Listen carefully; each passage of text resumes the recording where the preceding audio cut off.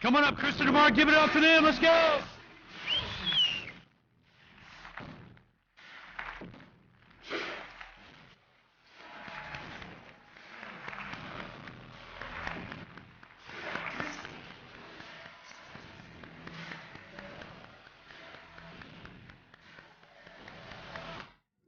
Sounds good. So I'm going to just, Mark. Is that the like Mark said, he was hoping one day that my voice wouldn't, that I'd lose my voice, but it wasn't necessarily for today. That's how I woke up in the morning. She's like, I don't have my voice. And I'm like, awesome. And 2 seconds later, she goes, and we're presenting today. So I'm going to tell you a little bit about, where's the clicker? So go to the next. Actually go to the, so I'm going to let you know a little bit about giving back and everything, and a little bit about our story. So we have, we give back to Best Foot Forward. We have some local charities, but we also have charities in the Philippines. As you guys know, we have a virtual assistant business, so we give a lot back to the Philippines as well. With the local charities, we have Best Foot Forward. Mark and I don't have our own kids, but these are our kids, okay? So, these are kids that never had a chance at life. They're foster kids that, that 90% of the foster kids end up on the streets homeless after 18 because they push them out the door. They have no education. They're in prison, okay? They're on drugs. So we take a close relationship with Best Foot Forward. Mark actually for years and years and years gave back his personal time every single Sunday to kids that didn't have parents, that lived in an orphanage, and he would go and play sports with them.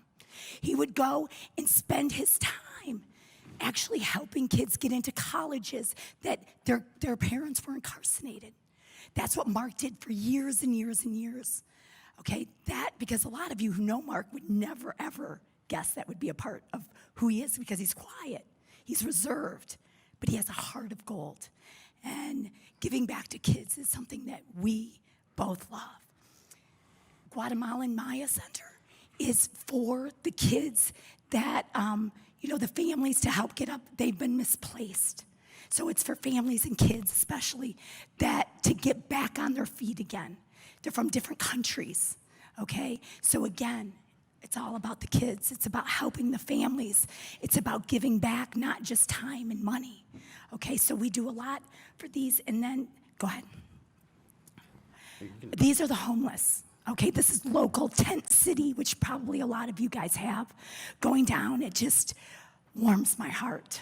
Okay, giving back to the, you should see when we open up my car full of stuff and they come in and they're just like, oh my God, they have food in the backpacks and stuff. And, so giving back to the homeless is another big thing for us. Go ahead. Okay, so through our virtual assistants, so we have a team of virtual assistants, and what we do every year is through our team, we give them the money, and they take it, and they go into the schools and help the kids, hundreds and hundreds of kids. These kids go through those typhoons, they don't have shoes. They go to school without shoes on. Hi to our virtual assistants that are watching. They're all watching us now. Guys, they don't have umbrellas. They don't have rain jackets. Did you guys know this? They go with nothing, you guys. That's how poor they are. So just the little stuff that you can do. They don't have notebooks and pens. They have none of that. So you guys got to think about how lucky we are and how much we want to cuss out our government and everything else. Just think about all these other countries that we live like kings and queens. We have to think about these guys every single day. The kids are sitting there and they're like, Kristin and Mark, and through video and everything else. But through our virtual assistants, it touches their heart to be able to do that and to go into each and every school. They were she's been with us for 6 years, and she went on the streets to the homeless the kids that live on the streets in the Philippines, feeding them. Okay, so just giving hundreds and hundreds and hundreds of homes the gift of food, school supplies, just shoes on their feet, umbrellas, okay, rain jackets. So this is a big, obviously big to us. The next one. Then during the pandemic, so many lost their jobs in the Philippines, as they did here. But there, it's even a lot harder. So all the virtual assistants that work for our country, or our company, we allowed them for their families, submit letters of their families that lost their jobs, don't have food, can't provide anything for Christmas. Zero. No food, no presents, nothing for these kids. All the virtual assistants, 200 virtual assistants we have with our company, they could all submit, and we provided Christmases for all of those people.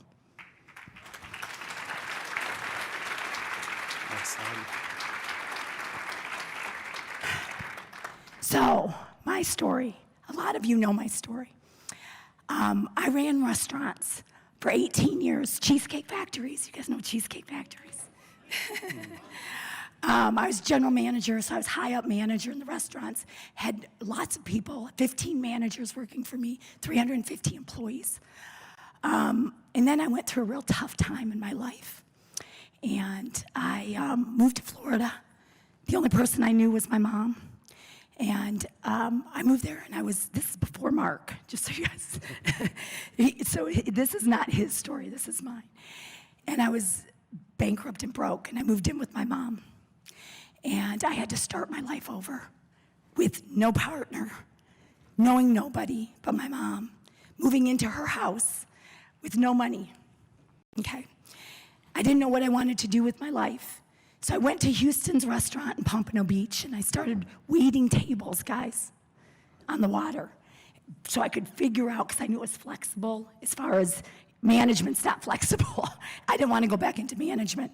So, but obviously waiting tables was flexible. So I went into Houston's restaurant, waiting tables, so I could figure out what life I wanted and what I wanted to do, but I didn't have any money. So it wasn't like I walked into real estate having money to figure things out. Mark was working in mortgages. Okay, so I started in real estate. He actually had his license, but he wasn't doing anything. So Mark and I did not start in the business together, okay? So my mom had mentioned, oh yeah, why don't you go try your real estate license? I said, are you kidding me? Yuck. Anyways, I took the class. I never took the state exam for an entire year because that's how much I didn't want to do real estate. Got my license, and I was working for Keller Williams. And they had family reunion, and I knew about education because, you know, when you get out of school, they don't tell you that, oh my gosh, now you have to figure this all out. And guys, think about it. I had no referrals. I had nobody to go after. Like, I had to either cold call or I had to market. Those were my two choices. I wasn't involved with all this other stuff. That's the only thing I could do. So I saw Craig at the Keller Williams event, family reunion in Orlando, and I'm like, wow. And actually Rick was up there telling his story and some other people, and I was like, man, if I could only just make like money to just move out of my mom's, right? And so anyways, I resonated with that. I didn't have any money to go to the conference, kind of like, you know, a lot of other people. And so I ended up staying at my brother's, eating at my brother's, and just, you know, just paid the $4.95 or whatever to get there, which I borrowed. So then I ended up getting into coaching, and I put on a credit card. And I was like, this has got to work, because if it doesn't, and guys, the other thing is, I'm 40 years old starting over. That sucks. That really sucks. It's not like, you know, I'm 25 or 30, I'm 40 starting over again. That's a tough, tough life. After I worked my butt off running restaurants, working 70 plus hours a week, working in the restaurant business, and had nothing to show for it because I lost it all. So at 40 years old, as a female starting over, don't have kids, don't have a spouse, you know, 40 years old, and literally not a dime to do anything. I mean, Mark, when he met me, I was living in a 400 square foot like studio place. Lighthouse Point on Sandy Drive. You must have thought, what is this loser? Did you? I didn't think loser.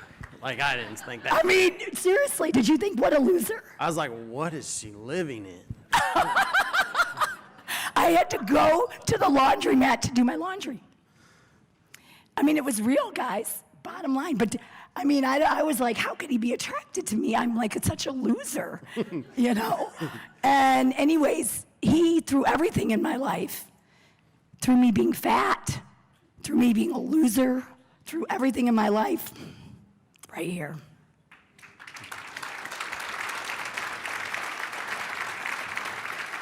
He's never told me one day, when I met him, I was 145 pounds. I was 50 less than I am right now.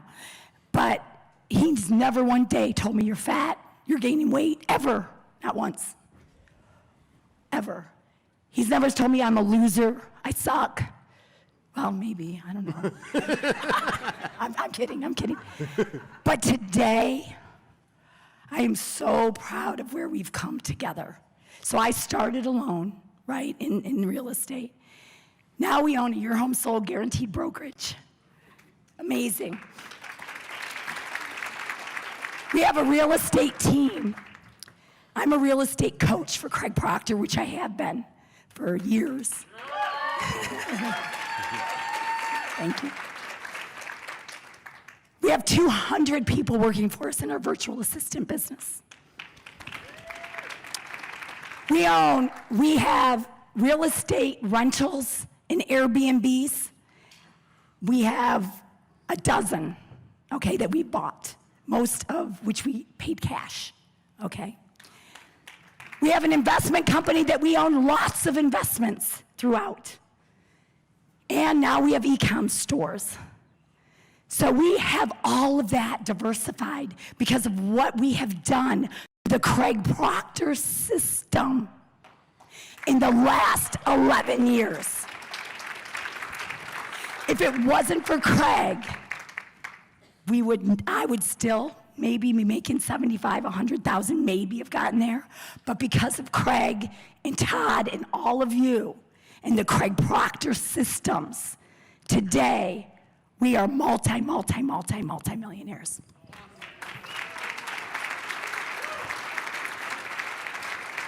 So that Mark hates talking about that stuff, just so you know. He gets really uncomfortable. He would rather that beginning of what we just said and telling the story and telling about, he doesn't want to tell any of it.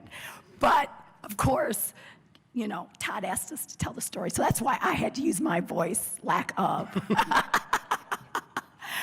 But anyways, what we're going to talk about today is near and dear, especially to Mark. We have made hundreds of thousands of dollars just this year with Google My Business and local service ads. So we're going to tell you, Mark is going to tell you more than me. But what is going on, guys? If you aren't, one of the things, and we will answer questions at the end, but one of the things that you guys need to know, that if it's not working for you, it's because you are not working it. I'm telling you right now, you are not working it right. Remember, we have a brokerage, okay, with more than, you know, a dozen agents, team leaders in our brokerage, right? They come to us and say, oh, it doesn't work. I'm in the same market. So once we work it with them, oh, I see, it actually does work. So guys, if I'm in the same market as these agents and I'm helping them because they're team leaders with teams, right? And I get them to get it to work. It's you guys that need to get it to work, okay? It's that you guys have, it doesn't just, these are free, okay? It doesn't get to where you can't do anything. You guys have to work it. Lino, I'm gonna sell you out a little bit. I gotta sell Lino out. I love Lino. I used to coach Lino. He's in titanium, does amazing. Makes millions of dollars a year. And he doesn't even know what goes on, right? Because he has assistants, which is good. He has everything, right? He has a big team. Do you know that you, just through Google My Business, are getting almost 200 calls a month, Lino? Nope, no idea, really. His virtual assistant is giving him that, and he has no idea, right? So guys, you got to know what's going on. Just like what Sarah was talking about, the marketing director. Don't ever let that go. Don't ever let the ISAs go. You got to train them and work with them daily. Your marketing, you got to work with daily. Guys, this you need to be in charge of. You need to be in charge of your own marketing and looking at it. Sarah, that's her #1 job, I believe. I remember her saying, just a year ago that her #1 job, she is the marketing director. You got to know what's going on in your marketing. And getting it's like 190 something calls a month. What's happening to them? Incoming calls, guys, right? So anyways, I love Lino and he's a superstar, but what's happening with them? Okay, go ahead, Mark.